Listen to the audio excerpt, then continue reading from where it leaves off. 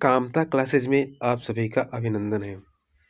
बच्चों, आज हम पढ़ेंगे बोर्ड परीक्षा के लिए अति महत्वपूर्ण कुछ प्रश्नों का संकलन है जो आपकी परीक्षा के लिए अति महत्वपूर्ण होगा। आइए देखते हैं।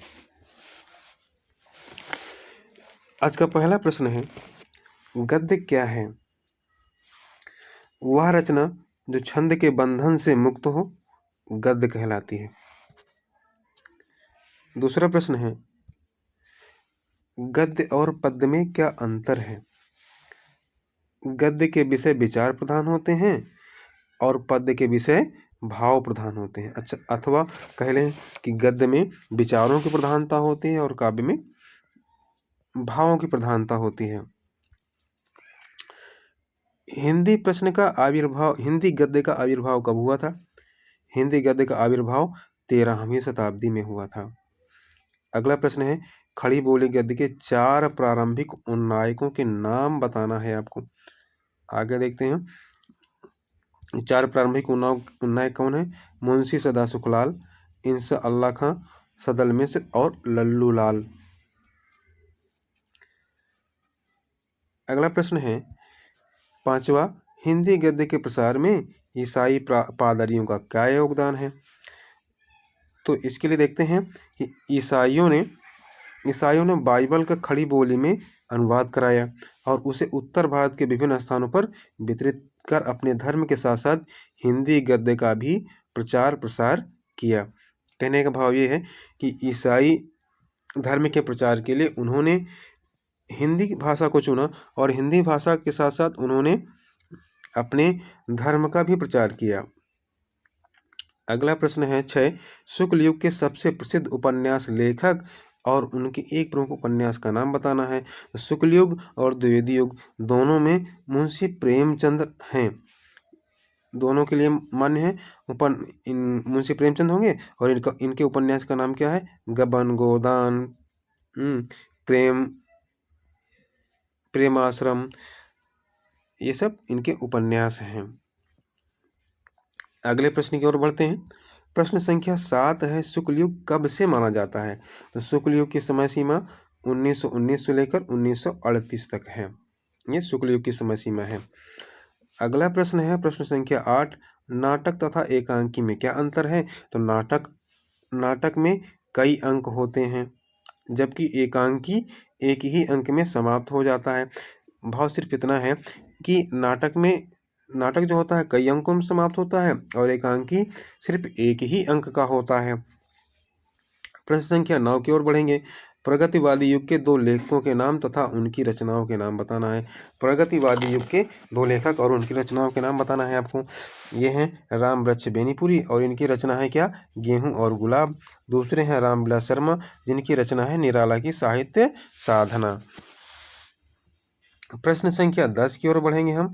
प्रश्न संख्या 10 में दिया है, शुक्लोत्तर युग के 2 निबंधकार एवं उनकी रचनाओं के नाम बताना है। शुक्लोत्तर युग के तो ऐसे हैं आचार्य हजारी प्रसाद द्विवेदी जिनकी रचना है अशोक के फूल। दूसरे हैं डॉक्टर धर्मवीर भारती, इनकी रचना है कनुप्रिया तथा गुनाहों का देवता। प्रश्न संख्या 11 है हमारा, हिंदी गद्य की 2 प्रमुख विधाओं के नाम लिखिए। अब हिंदी गद्य के प्रमुख विधाएं कौन कौन सी हैं? विधाएं हैं निबंध, कहानी, नाटक, उपन्यास, आलोचना, रिपोर्टाज। ये सब क्या है? हिंदी गद्य की प्रमुख विधाएं हैं। आगे बढ़ते हैं। प्रश्न संख्या 12 में दिया है, हिंदी गद्य के विकास में स्वतंत्रता के बाद योगदान देने वाले लेखकों के नाम बताना है आपको।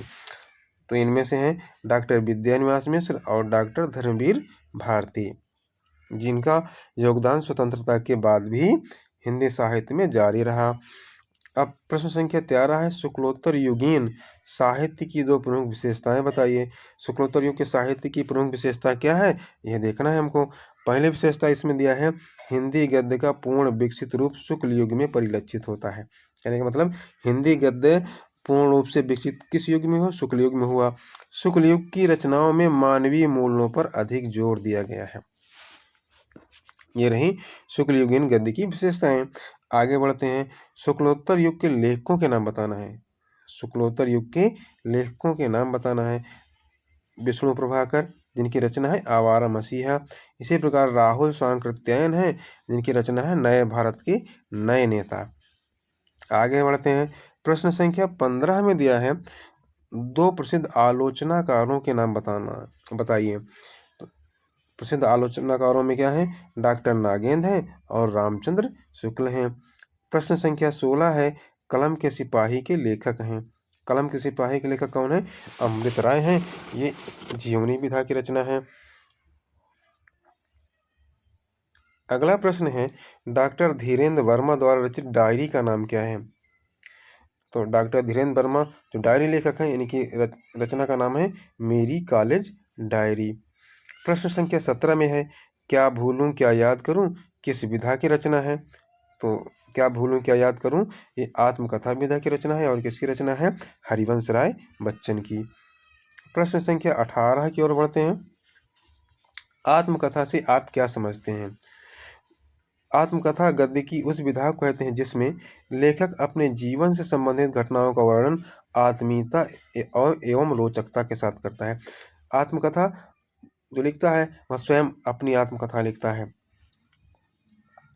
अगला प्रश्न है, रिपोर्ताज लेखकों के नाम बताइए। रिपोर्ताज लिखने वालों में है विष्णु प्रभाकर माचवे तथा प्रकाश चंद्र गुप्त। इसके अलावा शिवदान सिंह चौहान है। आगे पढ़ेंगे।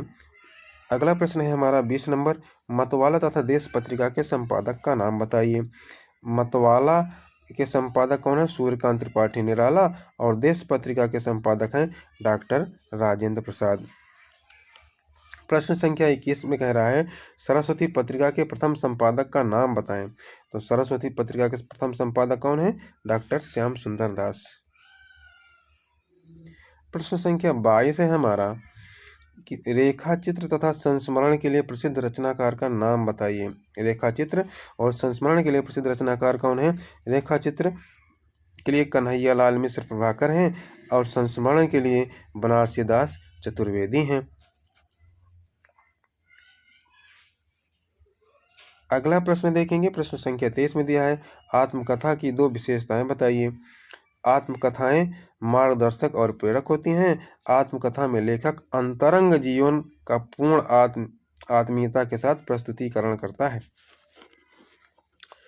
अगला प्रश्न है प्रश्न संख्या 24, हंस पत्रिका के संपादक का नाम बताइए। हंस पत्रिका के संपादक कौन है, मुंशी प्रेमचंद। प्रश्न संख्या 25 है, मेरी अपनी आत्मकथा के लेखक का नाम बताइए। मेरी अपनी आत्मकथा, इसके लेखक हैं पांडे बेचन शर्मा उग्र। प्रश्न संख्या 26 में दे रहा है, मेरी तिब्बत यात्रा के लेखक कौन है। मेरी तिब्बत यात्रा के लेखक कौन है, सही उत्तर होगा राहुल सांकृत्यायन मेरी तिब्बत यात्रा के लेखक हैं। प्रश्न संख्या 27 है, हिमालय प्रवास कृति किस विधा पर आधारित है। तो हिमालय प्रवास कृति है यात्रा वृत्त पर। प्रश्न संख्या 28 में है, त्रिवेणी किस विधा की रचना है। त्रिवेणी किस विधा की रचना है, तो त्रिवेणी आलोचना विधा की रचना है और इसके रचनाकार हैं आचार्य रामचंद्र शुक्ल। प्रश्न संख्या 29 में दिया है, किसी एक विशेष कहानी लेखक का नाम बताइए। कहानी लेखकों में जयशंकर प्रसाद प्रमुख रूप से प्रसिद्ध हैं। स्मृत की रेखाएं महादेवी वर्मा द्वारा रचित किस विधा की रचना है। तो स्मृत की रेखाएं किस विधा की रचना है, रेखा चित्र विधा की रचना है। प्रश्न संख्या 31 में दिया है, उसने कहा था किस विधा की रचना है।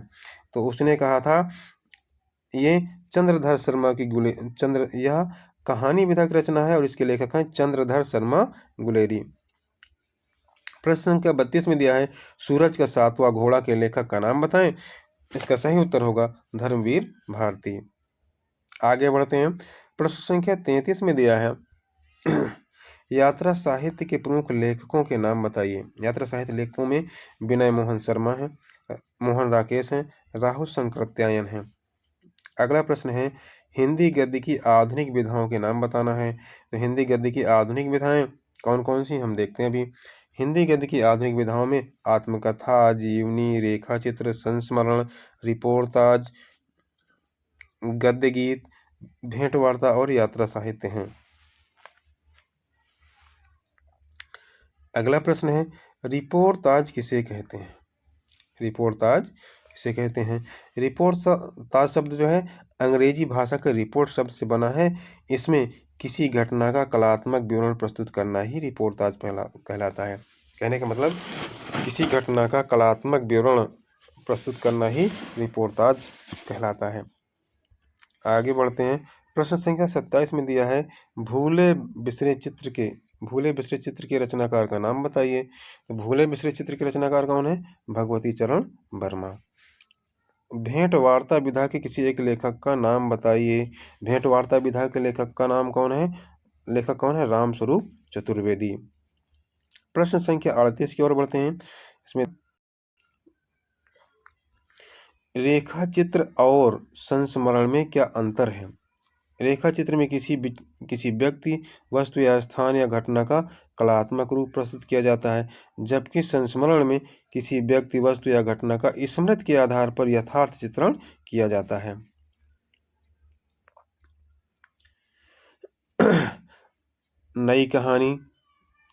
नई कहानी के प्रमुख लेखकों के नाम बताना है। तो नई कहानी के जो प्रमुख लेखक हैं उनमें से फणीश्वर नाथ रेणु, अमरकांत, धर्मवीर भारती, शैलेश माटियानी और कमलेश्वर हैं।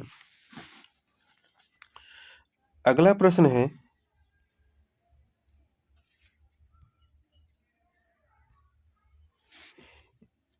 किसी एक महिला कहानीकार का नाम बताना है। महिला कहानीकार उषा प्रियंवदा, मैत्रेयी पुष्पा तथा मन्नू भंडारी ये महिला कहानीकार हैं। प्रश्न संख्या 40 की ओर बढ़ें। मृगनयनी उपन्यास के लेखक का नाम बताइए।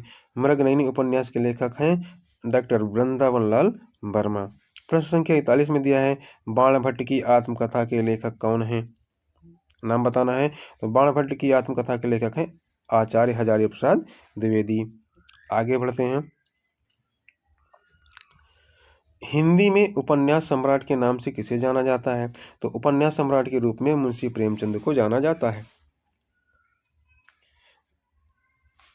उपन्यास सम्राट मुंशी प्रेमचंद और नाटक सम्राट के रूप में जयशंकर प्रसाद को जाना जाता है, इतना ध्यान रखिएगा, जयशंकर प्रसाद। प्रश्न संख्या 43 की ओर बढ़ते हैं। जयशंकर प्रसाद द्वारा लिखित किसी एक नाटक का नाम बताइए। जयशंकर प्रसाद के नाटक कौन है? ध्रुव स्वामिनी, अजात शत्रु, चंद्रगुप्त, स्कंदगुप्त, जन्मेजय का नागयज्ञ, ये सभी क्या हैं? चंद्रगुप्त जयशंकर प्रसाद जी के उपन्यास हैं।